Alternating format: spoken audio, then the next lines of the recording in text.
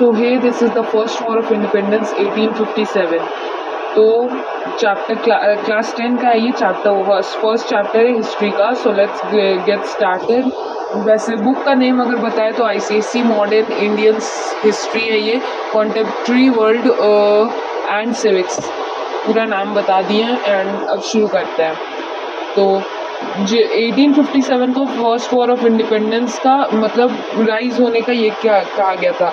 यहाँ पे इसमें बहुत सारे सिपाहीज तो सोल्जर्स तो पार्ट लिए थे, पर बहुत सारे Indian, millions of Indian part लिए थे इस वॉर में. It occurred at the time when for various reason there was great discontentment in the country. The Hindus and Muslims, forgetting their traditional difference, combined against the British master. British लोग आ गया था उस वक्त, तो British लोग Hindus और मुस्लिम के religious political सारे इसमें इंटरफेयर कर रहा था. तो इस वजह से ही ये मेनली ये हुआ था, ये वॉर हुआ था. पर ये लोग सक्सीड नहीं हो पाया. बट 1857 इंडियंस को स्ट्रगल अगेंस्ट द ब्रिटिश राज के अगेंस्ट ये कर दिया 1857 में. और अब हम लोग शुरू करते हैं. अब इस वॉर का पॉलिटिकल कॉजेस पढ़ते हैं. एक्सपेंशन ऑफ ब्रिटिश डोमिनेंस था इसमें. बैटल ऑफ प्लासी हुआ था 1757 में. जो ब्रिटिश पावर मतलब इन बंगाल में ब्रिटिश पावर 1757 में आया था, और यहीं से ब्रिटिश लोग का ये चलना शुरू हुआ था. यहीं से ब्रिटिश लोग का राज चलना शुरू हुआ था 1757 में. बंगाल को ब्रिटिश पावर बंगाल में इस्टेब्लिश हो गया था. Since then there was a rapid expansion of the territories in India. British लोग इंडिया में अपना बहुत सारे टेरिटरीज को वो लोग एक्सपेंशन कर चुका था बहुत सारा. ये लोग दूसरों को हरा करके, मतलब स्टेट्स वाले मतलब इंडियंस को हरा करके ये लोग सब कॉन्क्वेर करते जा रहा था, कॉन्क्वेस्ट के मेथड से, और फिर सबको अपने अंदर लेते जा रहा था. फिर Among such method mention may be made of the following. तो किस तरह से वो लोग लिया था. सब्सिडरी अलायंस से उन लोग का बहुत फ़ायदा हुआ था. जैसे कि लॉर्ड वेलेस्ली इसको इंट्रोड्यूस किया था सब्सिडरी अलायंस को. इसमें क्या था, ब्रिटिश ईस्ट इंडिया कंपनी और इंडियन प्रिंसली स्टेट के बीच में एक एग्रीमेंट बना था. इस एग्रीमेंट में क्या था कि इंडियन रूलर्स अपना स्टेट उसको ब्रिटिश को देंगे, वो लोग उसका रक्षा करेगा उसके स्टेट का, और इसके बदले में उन लोगों को अपना आर्मी वगैरह, ब्रिटिश का आर्मी वगैरह अपने कैपिटल में रखना होगा, ब्रिटिश का ही बात मानना होगा. मतलब वो लोग अपने सॉवरेनिटी को खो दिया और ब्रिटिश को दे दिया. मतलब ब्रिटिश ही पूरा कंट्रोल करेगा. तो कौन कौन से स्टेट, इसमें बहुत सारे स्टेट इसमें पार्ट ले लिया था, बहुत सारे, जैसे कि हैदराबाद, मैसूर, लखनऊ, पूना, ये सब जगह इसमें ले लिया था, स्टेट इसमें पार्टिसिपेट किया था. तो अब हम लोग सब्सिडरी अलायंस के बारे में पढ़ेंगे. इसमें ना लॉर्ड वेलेस्ली, इसको हम बता चुके हैं, लॉर्ड वेलेस्ली इसको इंट्रोड्यूस किया. इसमें क्या हुआ था कि जो इसमें पार्टिसिपेट कर रहा है, जो स्टेट का रूलर, उन लोग को एक ब्रिटिश आर्मी अपने कैपिटल में, अपने स्टेट में रखना होगा. ये पूरा ये रूल्स है इसका. फिर उन लोग को मनी देना पड़ता है, या तो अपने टेरिटरी का कुछ पार्ट देना पड़ता है, ताकि वो लोग आर्मी को मेंटेन कर सके, उन लोग को खाना पानी खिला सके, वो लोग वहीं रहेगा भी, सोचो खाएगा भी उन्हीं लोग के पैसा का. और फिर क्या कहते हैं, they had to keep a British official called resident at the capital of the representative state. अब इन लोग को क्या करना पड़ता था, राजा लोग को अपने ही स्टेट में एक रेसिडेंट को रखना पड़ता था. रेसिडेंट एक ब्रिटिश ऑफिशियल्स था जो वहाँ रहता था, और अब जो राजा का जो सारा काम है वो रेसिडेंट को सौंप दिया जा रहा था. रेसिडेंट क्या कर रहा था, रेसिडेंट ही क्या कहते हैं दूसरे स्टेट से बात करेगा. मतलब ये लोग पूरा अपना कंट्रोल, इंडियन रूलर लोग अपना पूरा कंट्रोल खो दिया, वो बैठा और वो रेसिडेंट करता. मतलब इन लोग का कोई डायरेक्ट कांटेक्ट नहीं होता दूसरे स्टेट्स के साथ. इस स्टेट के रूलर का दूसरे स्टेट के साथ कोई डायरेक्ट कांटेक्ट नहीं होता. जो होता वो रेसिडेंट करता. The state bound under British control by means of subsidiary alliance include Hyderabad, Mysore, Lucknow, Poona, now called Pune, and others. Subsidiary alliance rulers को पोजीशन छीन लिया था और क्या कहते हैं रूलर सिर्फ और सिर्फ इसमें पपेट बन करके रह गए थे। मतलब पपेट मतलब जो खिलौना को हम लोग अपने इशारों पर नचाते हैं उसको कहते हैं पपेट। मतलब इंडियन प्रिंसली स्टेट्स मतलब इंडियन रूलर्स भी पपेट बन के रह गए थे और उन लोगों का वो लोग दूसरे पर डिपेंड कर रहे थे। वो लोग इंडिपेंडेंस उन लोग का छिन गया था। Now doctrine of lapse. Doctrine of lapse Dalhousie introduce किया था 1846 और 1856 के बीच में ये चला था। फिर इसमें क्या था कि अगर एक किंग है और वो मर जा रहा है, उसके पास उसका एक खुद का बच्चा नहीं है, उसके और उसकी बीवी के पास उसका एक खुद का बच्चा नहीं है, और वो लोग जैसे कि अपना खुद का बच्चा नहीं है तो वो लोग उसके अडॉप्टेड बच्चा, अगर वो अडॉप्ट किया है चाइल्ड तो वो उसके अडॉप्टेड बच्चा को स्टेट का ये किंग नहीं बनने देगा और वो स्टेट किसके हाथों में चल जाएगा? Obviously British east India company के हाथों में चल जाएगा। ये इसमें कौन कौन सा क्या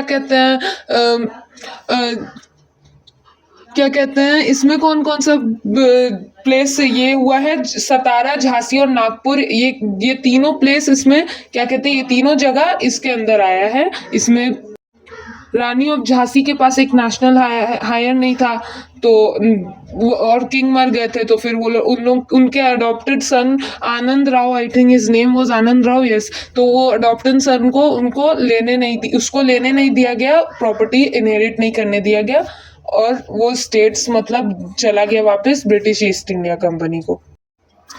जो रानी थी उनको सिर्फ पेंशन दिया जाता था और आनंद राव को एक lawful successor of the throne नहीं माना गया। मतलब उसको नहीं माना गया कि ये उनका बेटा है और ये इस थ्रोन को अब ले सकता है।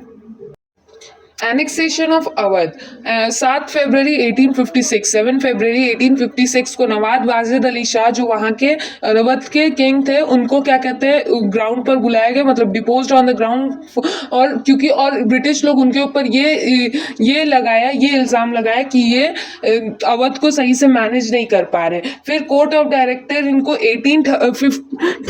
13 फरवरी को कोर्ट ऑफ डायरेक्टर ऑर्डर दिए कि अवध को ब्रिटिश ईस्ट इंडिया कंपनी को दे दिया जाए। फिर क्या हुआ कि बहुत लोगों को ये चीज बुरा लगा था। Annexation of Awadh was certainly a case of high heartedness on the part of the company. This caused resentment among those soldiers of the British Indian Army who came from Awadh। तो ये इस चीज का बुरा किसको लगा? अब ब्रिटिश इंडियन आर्मी को भी इसका बहुत बुरा लगा। तालुकदार और जमींदार भी इससे बहुत डिससेटिस्फाई हुए थे। ब्रिटिश उन लोग का स्टेट्स को छीनते जा रहा था। और ये अवध वाला किस्सा, ये अवध बहुत ही ज़्यादा मेजर रोल प्ले करता है वॉर ऑफ 1857 में। इससे बहुत लोग इन्फ्लुएंस हो करके लड़ाई में शामिल हुए थे। डिस्कर्टेसी to the Mughal empire, Bahadur Shah जो थे उनको बहुत उस वक्त माना जाता था, उनका बहुत नाम था उस वक्त। वो उतने पावरफुल नहीं थे लेकिन फिर भी उनका बहुत ज़्यादा नाम था। But even that was devalued when Lord Dalhousie announced that the death of King, his successor, would have to leave the imperial place Red Fort later in। तो फिर डलहौजी क्या इंट्रोड्यूस करता है? डलहौजी इंट्रोड्यूस करता है कि बहादुर शाह जफर का बच्चा लोग जब बहादुर शाह मर जाएगा तो बहादुर शाह जफर का बच्चा लोग को इंपीरियल टाइटल मतलब कि रेड फोर्ट को छोड़ करके कोई दूसरे जगह पर जाकर के बसना होगा, कोई कुतुब मीनार के बगल वाली कोई जगह पर जाकर के बसना होगा, ठीक। तो और फिर 1856 में लॉर्ड कैनिंग और क्या बदतमीजी किया? लॉर्ड कैनिंग बहादुर शाह जफर के बच्चों को उन लोगों का टाइटल ऑफ किंग यूज करने नहीं दे रहा था। मतलब इंपीरियल टाइटल, पहले इंपीरियल प्लेस नहीं यूज करने दे रहा था, अब कहा कि इंपीरियल टाइटल भी क्या बोलते हैं वो लोग यूज नहीं करेगा, मतलब वो लोग किंग नहीं कहलाएगा। तो इसी चीज के वजह से बहुत बुरा किया वो लोग, इसी चीज की वजह से लोगों को भी बुरा लगा। Now treatment meted out to Nana Sahib. Dalhousie नाना साहब को पेंशन देने से मना कर दिया था। नाना साहब कौन थे? एक्स पेशवा मतलब कि बाजीराव टू के अडॉप्टेड सन थे। क्योंकि वो अडॉप्टेड थे इसीलिए उनको पेंशन देने के से मना कर दिया था। और ये ये चीज़ हिंदूज के द्वारा बहुत ज़्यादा बुरा लगा था हिंदूज को इस बारे में, और नाना साहब को भी इस बात के लिए बहुत बुरा लगा था। नाना साहब फिर इस बदला लेने के लिए क्या किए? रिवेंज लेने के लिए क्या किए कि वो जितना भी एक्स पेशवा यानी कि बाजीराव टू का जितना भी मनी था, जितना भी पैसा था, वो उस पैसा को किस चीज़ के लिए यूज़ किए, वो मैसेजेस सेंड करने लगे दूसरे पार्ट्स ऑफ कंट्री के रूलर्स को, और ताकि वो लोग ब्रिटिश के अगेंस्ट उनकी हेल्प करें। अब अनपॉपुलर एडमिनिस्ट्रेशन, वहाँ पे कुछ रीज़न था कि ब्रिटिश एडमिनिस्ट्रेशन को अनपॉपुलर हो गया था, ब्रिटिश एडमिनिस्ट्रेशन उतना पॉपुलर नहीं हुआ था। क्यों? पीपल को लगा कि इंग्लिश लॉज और इंग्लिश लैंग्वेज उन लोग के मतलब इसको गलत कर रहा है। वो लोग ब्रिटिश लोग इंडियन पीपल के मैनर्स को, हैबिट्स को नहीं समझ पा रहे थे। फिर सेकंड क्या हुआ, Indian were being excluded from all high officers in the army as well as administration. Indians को हर हायर रैंक से हटा दिया गया और उन लोग को मतलब छोटा छोटा पोस्ट देने लगा। इंडियंस का कोई इज्जत नहीं हो रहा था। The British official had great contempt for the Indians. उन लोग को इंडियन से बहुत ज़्यादा ये था, मतलब जलन था, मतलब बहुत एरोगेंस था उन लोगों के अंदर। पहली बात तो घमंड बहुत था और उन लोग इंडियन को गलत तुच्छ समझता था। ठीक है, वो लोग क्या बोला था कि इंडियंस को तो इंडियन का नाम, यहाँ पे क्या लिखा हुआ है, their arrogance led them to the consider the native of India as undeserving the name of human being. Indian people लोग को तो ह्यूमन बीइंग का भी नाम नहीं देना चाहिए। ये बहुत ही ज़्यादा बदतमीजी था उन लोगों का। The vague and floating rumours, there were rumours that the days of the company rule in India were numbered. मतलब इंडियंस पीपल जो थे वो कंपनी जब से शुरू हुआ है तब से वो लोग गिन रहे थे कि जैसे कि 1757 में बैटल ऑफ प्लासी आया था और इन लोग का रूल आया था ब्रिटिश का, 1857 में इन लोग का रूल एंड हो जाएगा, और ऐसा ही हुआ था। 1857 में इन लोग का रूल एंड हुआ था, इन लोग को इंडिया छोड़ के जाना पड़ा था। रिलीजियस एंड सोशल कॉजेज अब हम लोग पढ़ेंगे। रिलीजियस कॉजेज क्या था कि क्रिश्चियन लोग आकर के अपना क्रिश्चियन बाइबल क्या किया, इंट्रोड्यूस कहाँ किया, हिंदूज और मुस्लिम के इंस्टीट्यूशन में इंट्रोड्यूस करना शुरू कर दिया। मतलब कि the teaching of Christian doctrine was made compulsory in the school setup by the Christian missionary. मतलब इसको बाइबल को रीड करना, क्रिश्चियन डॉक्ट्रिन्स को रीड करना स्कूल्स में एकदम कंपलसरी कर दिया गया। सिर्फ स्कूल ही नहीं, क्या कहते हैं, सिर्फ इंस्टीट्यूशन ही नहीं, सिर्फ गवर्नमेंट स्कूल्स ही नहीं, बल्कि जेल में जो लोग को बंद करके रखा गया था उन लोगों को भी ये लोग बाइबल का ये सीख देने लग गया। बाइबल पढ़ना उन लोगों को भी इंस्ट्रक्ट करने लग गया। ये लोग क्या कर रहा था, टेम्पल्स एंड मॉस्क में जाके ओपनली, बिल्कुल अपना ओपनली ये लोग क्रिश्चियन के इसको बढ़ाने के लिए क्रिश्चियन का ये एडवर्टाइजमेंट कर रहा था। मतलब क्रिश्चियन डॉक्ट्राइन्स को दूसरों को बता रहा था। The mission society of America established a press at Agra, published leaflet and little book full of inaccurate information about Hinduism. ये लोग हिंदुइज्म के बारे में दूसरों को भड़का रहा था। फीलिंग ऑफ पैनिक लोगों के मन में राइज हुआ। लोगों को लगने लगा कि ये लोग गलत कर रहे हैं, और ऑब्वियसली ये लोग कर रहे थे। Laws that interfered with the religion and custom of the people, religious disability act एक हुआ था जिसमें हिंदू लॉ ऑफ प्रॉपर्टी के अकॉर्डिंग के लिए ये हुआ था, जिसमें एक फादर का प्रॉपर्टी इनहेरिट करने के लिए एक सन को अपना धर्म बदलना होगा, मतलब हिंदू से क्रिश्चियन में कन्वर्ट करना होगा। ये मेनली हिंदूज़ के लिए, मतलब ये हिंदूज़ के लिए ही था। ये Hinduism to inherit the property of his father, convert from Hinduism to, मतलब हिंदुइज्म से कन्वर्ट होकर क्रिश्चियंस में बदलना था। टेम्पल्स एंड मॉस्क के प्रॉपर्टीज पर टैक्सेस लगाया जा रहा था। मतलब ये लोग टेम्पल्स और मॉस्क के प्रॉपर्टीज पर टैक्सेस लगा रहा था।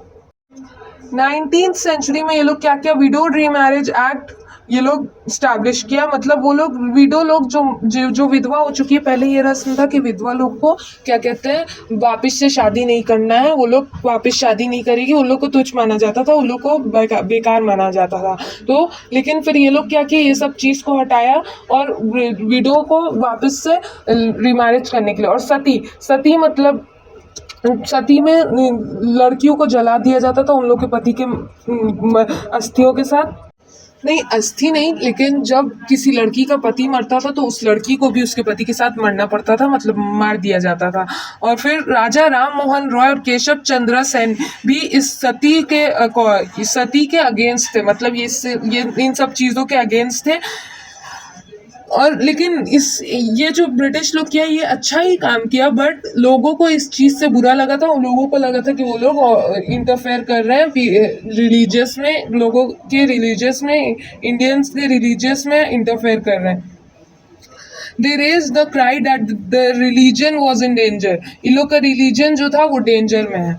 ठीक। Introduction of railway and telegraph. The railway and telegraph were look down upon as mean of break social order and caste rules. Railway में क्या होता है, सारे लोग एक साथ बैठते हैं, कोई जात धर्म रेलवे में कास्ट का कोई ये नहीं देखा जाता है। लेकिन उस वक्त जब रेलवे इंट्रोड्यूस हुआ था तो लोगों को लगने लगा था कि ये लोग कैसे ऑर्थोडॉक्स पीपल, जो पुराने लोग ख्यालत के लोग थे, वो लोग सोचते थे कि ये कैसे, मतलब हम लोग नहीं बैठेंगे कास्ट दूसरे कास्ट के, जैसे कि एक ही गाड़ी में हर तरह के लोग जाएंगे। तो उन लोगों को लगा कि ये बहुत गलत चीज़ है। उस वक्त बहुत ज़्यादा कास्ट सिस्टम चलता था, तो इसलिए, और उन लोगों इसीलिए वो लोग रिसेंट किए, क्योंकि उन लोग को लगा कि उन लोग के रिलीजियस में इंटरफेयर किया जा रहा है और उन लोग सबको, एक ही कास्ट के लोगों को एक ही रेल के डिब्बे में बैठा के ले जाया जाएगा। It was a progressive change, but the mass of people regarded it as an interference with the caste. और टेलीग्राफ पोल्स जो था उसको ये लोग समझता था कि ये इंडियन पीपल को इसमें बांध करके मारने के लिए बना हुआ है। जो भी ब्रिटिश के अगेंस्ट जाएगा वो उसको इसमें लटका करके मार दिया जाएगा, जो बहुत ही ज़्यादा थोड़ा इलॉजिकल बात है, बट फिर भी। Racial discrimination and indignities hurled at Indian. English man, मतलब कि जो ब्रिटिश था, ब्रिटिशर्स लोग इंडियंस को मार सकते थे, बेइज्जत कर सकते थे, तो ये सब गलत चीज़ वो लोग करते थे, इसलिए इंडियंस को बुरा लगा। फिर फेयर रिगार्डिंग इंग्लिश एजुकेशन। ये क्रिश्चियन लोग क्या किया, Bengal government establish an English class in Kolkata Madrasa. मतलब कोलकाता के एक मदरसा में ये लोग इंग्लिश क्लास ये किया, मुस्लिम, जो कि एक मुस्लिम इंस्टीट्यूशन था। और फिर बनारस संस्कृत कॉलेज में भी ये लोग एक इंग्लिश क्लास का इंट्रोड्यूस कराया। by best of intention, इन लोग का इंटेंशन अच्छा था, but shifting of emphasis from oriental learning to western education was not well received by the people. Priestly class को ये चीज़ बहुत बुरा लगा। उन लोगों को लगा कि इंडियंस के इस एजुकेशनल सिस्टम में भी अभी ये लोग घुस रहा है, इंटरफेयर कर रहा है, इस इस्लामिक और हिंदू स्टडी को डिस्करेज कर रहा है, इसीलिए ये लोग इसके अगेंस्ट था, ऑर्थोडॉक्स पीपल इसके अगेंस्ट था ना। इकोनॉमिक कॉजेज अब हम लोग पढ़ेंगे। A natural consequence of the British rule was economic exploitation of the country. British rulers के अकॉर्डिंग इंडिया का आर्ट एंड क्राफ्ट्स, इंडिया की लोगों की मेहनत, टैलेंट, उन लोगों के लिए सिर्फ और सिर्फ एक कचरा था। वो लोग को कोई इन सब चीज़ों, ये सब चीज़ नहीं पसंद थे, ठीक है। वो लोग वैसे इंडस्ट्रीज़ को बहुत ज़्यादा डिस्ट्रॉय किया है। ब्रिटिश लोग अपना सामान को इंडिया में ला करके बेचता था, डबल प्राइस में प्रॉफिट करता था अपना। By the middle of the 19th century, export of cotton and silk good from India practically ceased. मतलब यहाँ से अब कोई कॉटन और सिल्क का गुड्स बाहर, इंडिया के बाहर नहीं जा सकता है। आर्ट ऑफ वीविंग और स्विंग जो हम लोग के इंडिया में थाउजेंड्स ऑफ ईयर्स से चलते आ रहा है, 100 of years से चलते आ रहा था, वो इन लोगों ने बंद करवा दिया। बहुत सारे आर्टिसंस का ये लोग जॉब एम्प्लॉयमेंट, बहुत सारे आर्टिसन का ये लोग जॉब छीन लिए। Manufacturing towns of Dhaka, Murshidabad and Surat now looked helpless and desolate. ये तीनों जगह हेल्पलेस हो गया। Now poverty stricken cultivator, the zamindar and और landlords had so far been only revenue collector. they could keep a certain percentage of what they received from the peasantry। मतलब कि ये लोग सिर्फ थोड़ा ही सा रख सकता था और बाकी ब्रिटिशर्स को चल जाता। But the permanent settlement of 1793 made जमींदार the absolute owner of their state। मतलब 1793 में जो परमानेंट सेटलमेंट हुआ उसमें जमींदार अपना पूरा ज़मीन का ओनर था। मतलब उन लोग को थोड़ा थोड़ा करके नहीं लेना था। They had the power to eject the cultivator for non payment of the dues। The permanent settlement remained restricted to Bengal, Bihar और उड़ीसा। बट ये permanent settlement जो हुआ था ये बिहार, बंगाल और उड़ीसा को नहीं मिला। The Malwari system was prevalent in the part of central India, the Gangetic Valley and Punjab। In Bombay Presidency and part of southern India, the peasantry continued to pay revenue to the government but the British revenue officer were strict in revenue collection. मतलब British का जो revenue officer था वो लोग बहुत strict था, revenue लेने में बहुत ज़्यादा हाथापाई, मतलब बहुत ज़्यादा ये रहता था, बहुत ज़्यादा एक्टिव रहता था। Almost half of the net produce was claimed as land revenue. मतलब जितना भी प्रोड्यूस, एक क्रॉप से जितना भी प्रोड्यूस होता था एक लैंड से, वो आधा तो वही लोग ले लेता था ब्रिटिश लोग, तो ये लोग क्या ही रखेगा। अनएबल टू पे land revenue, the farmer were driven more and more to borrow from money lenders। अब रेवेन्यू पे करने के लिए फार्मर लोग को ये लेना पड़ता था, कर्ज लेना पड़ता था मनी लेंडर से। India reduced to an agricultural colony of the British। Bihar, Bengal and Awadh emerged as major producer of export crops such as jute, opium and indigo। Bihar, Awadh और बंगाल जो था ये लोग बहुत ज़्यादा जूट, ओपियम और इंडिगो को मतलब उगा सकता था। तो ये लोग क्या किया, ब्रिटिश कंपनी यहीं से अपना एक्सपोर्ट ट्रेड का सिलसिला चालू करना चाहा। The manufacture in England required और other raw material also such as cotton and oil seed for their industries. After the industrial revolution the British did all that they could to keep India mainly an agricultural country. मतलब ये लोग अब इसको अपना यहीं से सामान खरीद के ले जाता, तो यहीं से ये लोग अपना बना लिया कि यहीं से लेकर के जाएंगे, इन्हीं लोग को लूटेंगे। This made India an agricultural colony of British capitalism. Inhuman treatment meted out to the indigo cultivator। Englishmen were permitted to acquire land and settle down as planter in India। ये लोग किसी का भी land को छीन सकता था और लोग प्लांटर बन के यहाँ पे रह सकता था। The peasant were force to cultivate indigo. Peasant लोग को अगर इंडिगो अपने लैंड में उगाना भी नहीं है ना, तो ये लोग फोर्स करता था, मारता था, पीटता था, फोर्स करता था इंडिगो ही कल्टीवेट करने के लिए, उसके अलावा और कुछ नहीं वो लोग कल्टीवेट कर सकता है। Their crops were wantonly destroyed by the planter, their houses burn and their cattle carried off as a plunder. Crops ये लोग जो नहीं उगाता था ना, उन लोग को क्रॉप्स को खराब कर देता था, मार देता था, उन लोग का घर को जला देता था, उन लोग का गाय बकरी जो भी वो लोग पाला था उन लोग को भगा देता था। Annexation of rent free lands and estate. इनाम कमीशन लागू हुआ था, किस लिए? इनाम कमीशन में क्या होता है कि क्या कहता है, ये जो टाइटल डीड्स होता है, टाइटल डीड्स क्या होता है, डॉक्यूमेंट को चेक करने के लिए कि सबके पास डॉक्यूमेंट्स है या नहीं ज़मीन का। जिसके पास नहीं होता तो वो चेक करने के लिए पहले वो इंसान को भेज रहा था। फिर बहुत सारे लैंड ओनर क्या बोलते हैं कि मेरे पास डॉक्यूमेंट्स नहीं है, हो सकता है भुला गए हो या फिर बने में ना हो, तो गवर्नमेंट इस एक्सक्यूजेस को एक्सेप्ट नहीं करता और 20,000 ई स्टेट्स उन लोग को 20,000 ये छीन लेता है, 20,000 लैंड छीन लेता है। The landed talukdars of Awadh faced serious hardship after the annexation of Awadh. Awadh को भी छीन लिया गया था, 20,000 स्टेट्स को ऑलरेडी छीन लिया गया था, अवध को भी उसमें से एक छीन लिया गया था।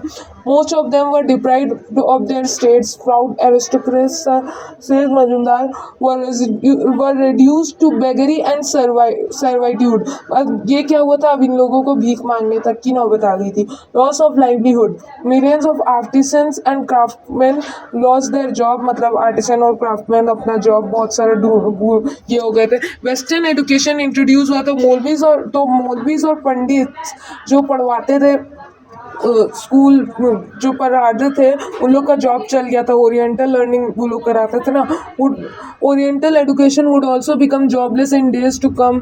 Annexation of Indian states meant loss of livelihood for thousands of the native troops. बहुत सारे सोल्जर्स के लिए भी ये बन गया था, जब एनेक्स हो गया तो फिर इन लोग को तो रखा नहीं जाएगा। During the war of 1857 the sepoys of Awadh what havoc and added during the war of 1857 the sepoy of Awadh wrought havoc and added greatly to the difficulties of the British. Big famines, life was hard even in the year of normal crops। जब normal crop होता था तब भी लोग का life hard होता था। when famines का मतलब जब flood आता था तो people को अपना ज़मीन उमीन छोड़ करके भागना पड़ता था, अपने कैटल्स छोड़ करके भागना पड़ता था, अपना घर वर सब छोड़ के भागना पड़ता था। मदर्स जो माँ होती थी उन लोग को अपना बच्चा बेचना पड़ता था सिर्फ कुछ दिन के खाना खाने के लिए। The big famine of 1837-38 made people desert their village and wander in search of food. उन लोग को अपना घर छोड़ करके जाना पड़ रहा था और वो लोग खाने की तलाश में इधर उधर घूम रहा था, भटक रहा था। The government could lessen people's misery but it seemed that it had no will to act। Government उन लोगों के इन सारी चीज़ों को सुनता था, लेकिन ये दिखता था ये चीज़ कि वो लोग और कुछ नहीं कर सकता। तो अब हम लोग नेक्स्ट पार्ट में पढ़ेंगे मिलिट्री कॉजेज, और उसके आगे का ये चैप्टर्स हम लोग पढ़ेंगे। So let's end this video and thank you, bye bye.